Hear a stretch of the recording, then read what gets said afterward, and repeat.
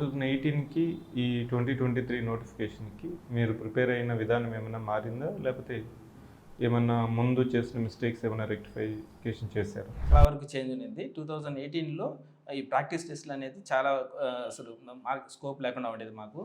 ఇప్పుడు ఈసారి వచ్చి ఈ సివిక్ సెంటర్లో ప్రాక్టీస్ టెస్ట్లు సబ్స్క్రైబ్ అయ్యాము. అక్కడ ఏమైందంటే first thing civic centre test సిరీస్లో డిసిప్లిన్ అనేది ఫస్ట్ అవుతుంది. ఏమైందంటే మార్నింగ్ ఆ రోజు షెడ్యూల్ ఉంటే ఆ రోజు పర్టికులర్ షెడ్యూల్ ఉంటుంది, ఆ టైమింగ్ ఉంటుంది, పర్ఫెక్ట్ టైమింగ్ మెయింటైన్ చేస్తాము. మోర్ ఓవర్ ఇప్పుడు మార్నింగ్ షెడ్యూల్ సెషన్ ఉంటే మార్నింగ్ సెషన్, మెయిన్స్లో ఆఫ్టర్నూన్ సెషన్ కూడా ఉంటుంది కాబట్టి ఆఫ్టర్నూన్ సెషన్ కూడా పెట్టేవాళ్ళు. సో ఆ టైంని ఆఫ్టర్నూన్లో మనం ఫుడ్ తినేసి ఎగ్జామ్ని రాయడం అనేది అది ఇంపార్టెంట్. అది వచ్చి ఇక్కడ కల్టివేట్ అవుతుంది.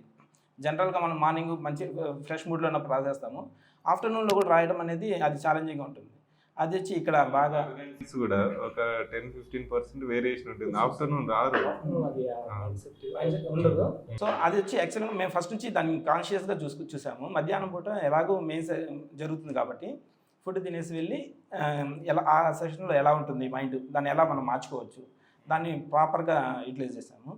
ఎటువంటి ఫుడ్ తింటే మనకి ఎలా బ్రెయిన్ యాక్టివ్ అవుతుంది, ఫుడ్ చాక్లెట్స్ తినడము లేదా లైట్ ఫుడ్ తినడము, ఒకసారి పెరుగన్నం తింటే ఎలా యాక్టివేట్ అవుతుంది, అలా మార్చి చూసి మసాలా తింటే ఎలా యాక్టివేట్ అవుతుంది.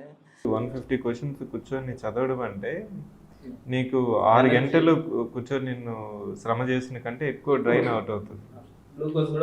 గ్లూకోజ్ ఎక్కువ వస్తుంది. చూడండి ఒకసారి స్టూడెంట్స్, ఇది చాలా ఇంపార్టెంట్.